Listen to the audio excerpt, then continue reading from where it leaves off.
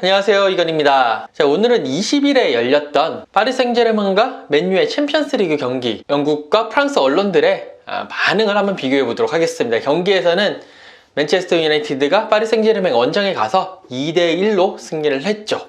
자, 이 결과에 대한 양국 언론의 반응이 어떤지 한번 먼저 영국으로 날아가 보도록 하겠습니다. 자, 우선 영국 맨체스터입니다. 맨체스터 이브닝 뉴스를 딱 보시게 되면 딱 앞에 데자뷰라고 표현을 했습니다. 왜 데자뷰인가? 이게 이제 한 2019년 3월 6일이었는데 당시 파리에서 챔피언스리그 16강 2차전이 열렸습니다. 그 전에 이제 1차전에서는 맨유 홈에서 열렸는데 파리 생제르맹이 맨유를 2대0으로 격파를 하면서 8강 진출에 아주 유리한 고지를 점하게 됐죠. 하지만 3월 6일에 맨유가 파리 생제르맹에 가서 3대1로 승리를 했습니다. 맨유로서는 2차전에서 2골 차 이상의 승리가 필요했습니다. 뭐 2대0이 된다면 연장전에 들어가야 되는 상황이었고 3대1이 되거나 뭐 3대0 되면 일단 3골 차가 되면 이기는 거고 3대1이 되더라도 올라가는 원정 다득점 우선 원칙에 의해서 올라가는 상황이었죠. 당시 이제 맨유는 루카쿠가 2골을 넣고 그리고 이제 한 골을 내주면서 2대1이 됐는데 후반 추가 시간에 레시포드가 마지막 골을 넣으면서 3대1로 정말 드라마틱한 정말 미라클 기적의 그런 승리를 거두고 8강에 올라가게 됐습니다. 이때 상황과 이제 한 1년 정도 지난 후에 1년 6개월이 지난 후에 지금 상황이 똑같다. 데자뷰다. 특히 마지막 결승골을 어제도 이제 20일에도 레시포드 선수가 넣었고 그때 2019년 3월에도 레시포드가 넣었기 때문에 그 레시포드가 넣은 그 결승골의 상황이 뭔가 데자뷰 같다 라고 해서 데자뷰라는 그런 제목을 달았습니다. 레시포드가 결승골을 넣고 환호하는 장면들을 저렇게 크게 넣었고 뭐 맨유의 선수들의 평점 같은 경우는 데헤아 선수가 뭐 네이마르 선수의 슈팅도 많이 막아내고 있기 때문에 9점을 줬고 투앙제베라든지 완비사카라든지 이런 이제 모든 수비수들 쪽에 더 높은 평점을 부여한 것을 보실 수가 있겠습니다.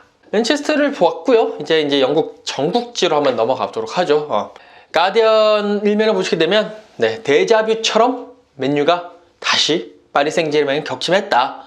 레시포드의 뒤늦은 늦게 터진 결승골로 솔샤르호는 챔피언스리그 여정을 완벽하게 출발하게 됐다. 완벽한 스타트를 가지게 됐다 라고 표현을 했습니다. 텔레그라프 같은 경우에도요, 맨유가 능력을 인정받았다 라고 이야기를 하면서 레시포드의 결승골이 프랑스의 거인을 쓰러뜨렸다 라고 표현을 했습니다. 데일리 메일은요, 레시포드에게 주목을 했습니다. 2019년 3월 달에 결승골을 넣었던 레시포드, 또 1년 6개월 후에 또 파리에서 다시 결승골을 넣었죠. 그러면서 파리의 총잡이 레시포드라고 표현을 했습니다. 그만큼 레시포드에 집중을 했고 맨유의 승리가, 특히나 파리에서의 맨유의 승리가 통쾌하다라는 것이 영국 전체의 그런 반응이었습니다. 그러면 이 총을 맞은, 레시포드에게 총을 맞은 이 프랑스 쪽 반응은 어떨까요? 한번 넘어가 보도록 하죠.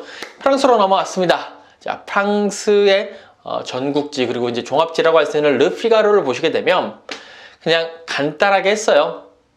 PSG는 패배했고 레는 무승부를 했다.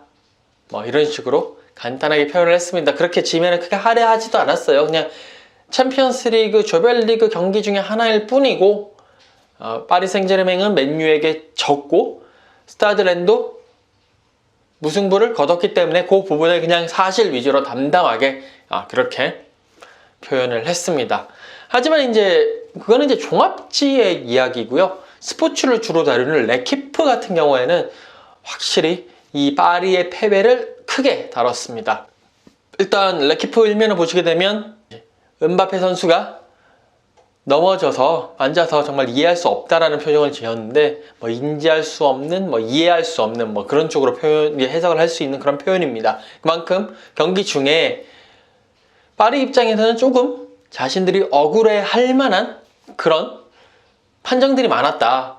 브루노 페르난데스의 그 페널티킥 골 같은 경우도 그렇고, 그리고 은바페가 몇 차례 많이 넘어졌음에도 불구하고 그것을 PK로 불지 않았다라는 쪽에 대한 불만을 레키프지도 파리 생제르맹이 조금은 억울할 수 있다라는 쪽에 방점을 찍었습니다. 그러면서 퍼스트 스타트, 부정 출발, 출발이 안 좋았다 라는 이야기도 했고요. 그러면서 또 앞서 말씀드렸지만 여전히 논란 중인 그런 판정들을 몇 가지를 되짚어 보면서 네이마르가 맨체스터 유나이티드 수비수에 걸려 넘어지는 장면이라든지 이런 장면을 크게 실었습니다. 그러면서 왜 이때는 페널티킥을 주지 않는가?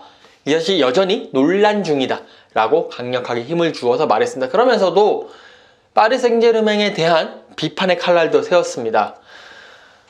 네이마르, 음바페, 디마리아의 이 3톱을 분석을 하면서 스파크가 전혀 없었던 삼지창이다. 3명의 그 3톱 삼지청을 표현을 했죠. 그러면서 스파크가 전혀 없었다. 번뜩이지 않았다. 라는 표현을 하면서 이 세 선수, 네이마르와 음바페 그리고 디마리아 선수를 비판하는 그런 모습도 보였습니다. 자, 정리를 해보자면 영국 쪽 언론들, 특히 맨체스터 이브닝 뉴스 같은 경우에는 정말 이 승리가 너무 기분이 좋기 때문에 정말 기뻐하고 즐거워하는, 특히 1년 6개월 전에 챔피언스리그 16강 2차전의 승리와 판박이었다. 하나의 데자뷰였다. 너무 좋다. 라는 식의 반응을 보이고 있고요. 프랑스는 애써 담담하게 넘어가거나 아니면 다소 억울하다. 왜 판정이 그랬느냐? 뭐 그런 식의 반응을 보이고 있다라는 것을 말씀드리고 싶습니다. 자, 저는 간밤 현지일면 오늘은 여기까지고요. 저는 또 다음 시간에 뵙도록 하겠습니다. 감사합니다.